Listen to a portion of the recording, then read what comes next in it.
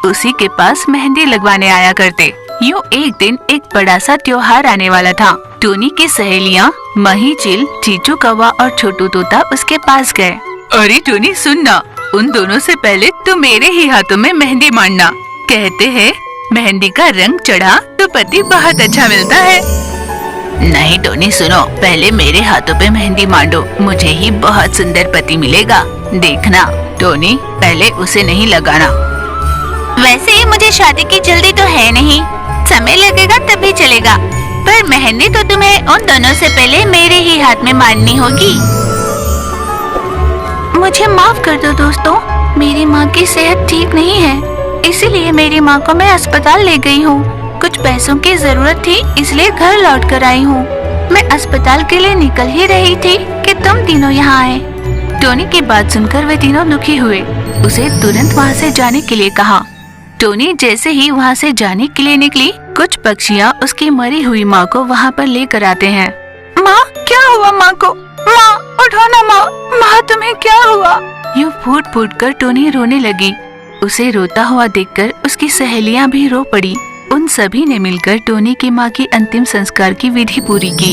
Tony अब अकेली हो गई थी। सभी ने उसे सांत्वना दी। टोनी वहीं पर रहते हुए छोटे मोटे काम किया करती और अपना गुजारा कर रही थी। यूँ कुछ दिनों के बाद पता चला कि मही की शादी तय हुई है। वो टोनी से मिलने आई। टोनी, मेरी शादी के लिए बहुत अच्छा रिश्ता आया है। लड़के वाले बहुत धनवान हैं। शादी यही मेरे घर पर होगी।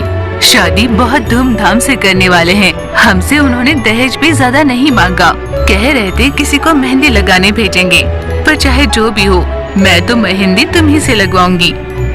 हाँ जरूर, मैं ही तुम्हें मेहंदी लगाऊंगी। देखते देखते शादी के दिन पास आए। रात की शादी थी, इसीलिए मेहंदी आर्टिस्ट लूसी वहाँ पर आई।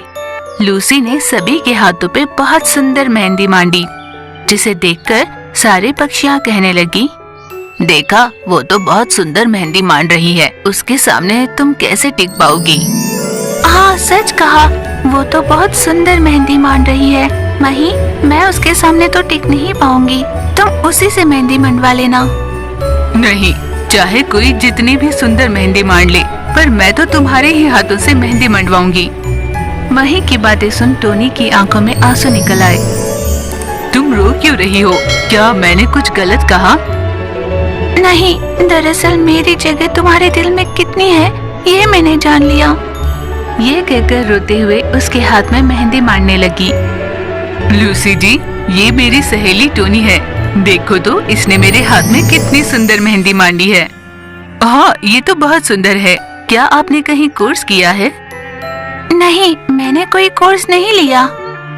फिर भी ये बहुत सुंदर है। अगर आपने कोर्स किया होता तो बहुत पैसे कमाती। उसमें कितना खर्च होगा? अगर शहर में तुम ब्यूटी पार्लर का कोर्स लो तो बहुत महंगा पड़ेगा। उसी में तुम्हें मेहंदी भी सिखा देंगे।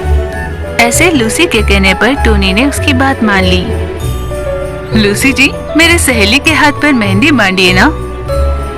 हाँ जरूर, कहकर लूसी ने टोनी के हाथ पर मेहंदी मांडनी शुरू की। आप यहाँ आने के हमसे कितने पैसे लेंगे?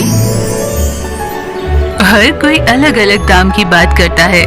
वैसे किसी एक के 2 हाथों में लगाने पर 15 से 2000 लेती हूँ। इसके अलावा सभी के हाथों का मिलाकर भी एक साथ बात कर लेते हैं। वैसे बहुत पैसे कमा सकते हैं। क्यों ना तुम भी ये काम कर लो, तुम भी पैसे कमा सकती हो। हाँ मही, पर उसके लिए बहुत पैसे लगेंगे। मेरे पास तो पैसे नहीं है ना। रहने देना दोस्त, मेरी जिंदगी इसी खेत के कामों और छोटे मोटे कामों तक ही सीमित है। ऐसे उदास होकर टोनी ने कहा। उसके बाद शादी धूमधाम से हो गई और टोनी वहाँ से वापस चली गई। कुछ ही दिनों बाद उसकी एक और सहेली चीचू की भी शादी तय हुई। इस तरह एक एक कर उसकी सभी सहेलियों की शादी हो गई, पर टोनी की शादी नहीं हो पा रही थी। वजह ये थी कि उसके पास कोई जमीन जायदाद नहीं था। मेरे माता पिता मेरे साथ नहीं, अभी मेरी सहेलियां भी मुझे छोड़कर चली गई। कुछ काम कर आगे बढ़ने की सोचो तो मेरे पास पैसे नहीं, मेरे पास जायदाद नहीं, इसलिए अब मेरी शादी भी नहीं होगी। मैं अकेली ही रह जाऊंगी। यूं रोते हुए भगवान से वो प्रार्थना करने लगी। इतने में वहाँ पर रोशनी हुई। वो और कोई नहीं, टोनी की माँ की आत्मा थी। बेटा टोनी, तुम घबराओ मत, मैं तुम्हारी माँ हूँ, तुम्हारी मदद करने आई हूँ। मैं तुम्हें एक चमत्कारी तोहफा दूंगी। माँ की आत्मा ने उसे कहा कि ब्यूटी पार्लर के कोर्स के बिना ही उसे वो कुछ ऐसी शक्तियाँ देगी जिससे वो बहुत सुरेख मेहंदी मारने लगेगी। ये कहते ही टोनी तुरंत शहर के लिए निकल पड़ी। वहाँ पर उसने अद्भुत मेहंदी के डिजाइन लगाकर खूब पैसे कमाए। शहर में टोनी ने अपना खुद का ब्यूटी सैलून खोल लिया। अच्छे नाम के साथ साथ उसने बहुत सारे पैसे भी कमाए। उसके पैसों को देखकर कई पक्षियाँ उससे शादी करने के लिए आगे बढ़ने लगे, पर टोनी ने उसके पैसों की आस से उससे शादी करने वाले पक्षियों को ठुकराकर खेती करने वाले एक साधारण पक्षी से शादी कर ली। वे दोनों साथ में खुशहाल जीवन बिताने लगे। एक दिन बहुत ऊब चुकी चीचू ने कहा, हाय रे फूटी किस्मत, कहीं भी रिश्ता तय नहीं हो रहा। हे भगवान, इसकी शादी कब होगी? यूं अपने नसीब को कोसते हुए चीचू ने कहा। उनके घर काम करने वाली टोनी बोली, मालकिन, घर के सारे काम हो गए, अब मैं घर चलती हूँ। जरा आज महीने की तनख्वाह दे दीजिए। पैसे चाहिए ना तुझे? मैं क्या घर छोड़कर कहीं भागी जा रही हूँ? दे दूंगी। गुस्साई चीचू कौवा ने भड़क कर कहा। उसकी बातों से दुखी होकर टोनी ने कहा, ऐसी बात नहीं है मालकिन, मेरी माँ की सेहत ठीक नहीं, इसलिए पैसे पूछे मैंने। ये जानकर भी चीचू ने उसे डांट कर भेज दिया। टोनी गौरैया कुछ न कह सकी। वो वापस अपने घर लौटी। वो जैसे ही अपने घर पहुँची, मही चिल ने उससे कहा, टोनी, तुम्हारी माँ की सेहत बिल्कुल ठीक नहीं, तुम दवाई लाई हो ना? नहीं डॉक्टर, जो पैसे मुझे आज मिलने वाले थे वो नहीं मिल पाए। ऐसे बड़े दुखी होकर उसने कहा।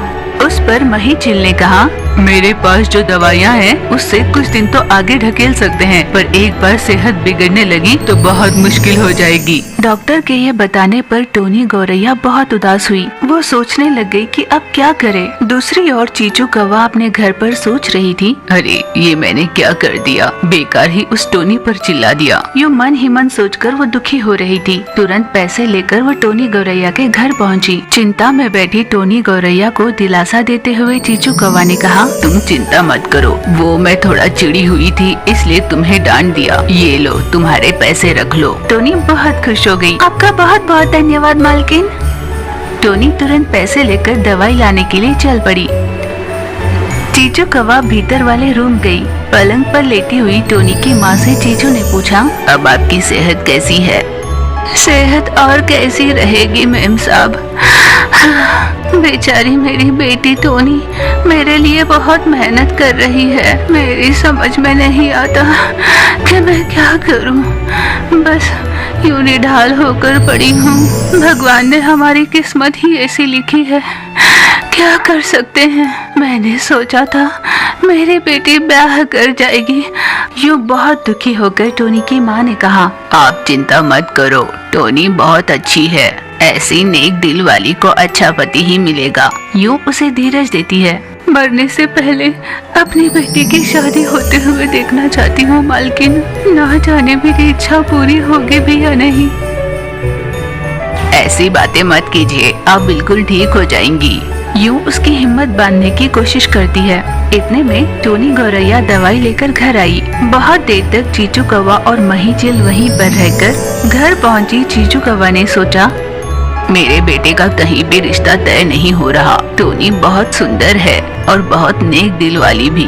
लगता है उसकी माँ की आखिरी इच्छा पूरी करना मेरे ही हाथ लिखा है। ये सोचकर अपने बेटे से भी उसने यही बात कही। बेटे ने भी शादी के लिए हामी भरी। हर रोज की तरह अगले दिन टोनी काम पर आई। टोनी, आज से तुम इस घर की बहू हो, मेरे बेटे से शादी करना चाहोगी? चीचू कौवा के अचानक ये पूछने पर टोनी गौरैया हैरान हो गई। ये आप क्या कह रही है मालकिन? आप कहाँ, हम कहाँ?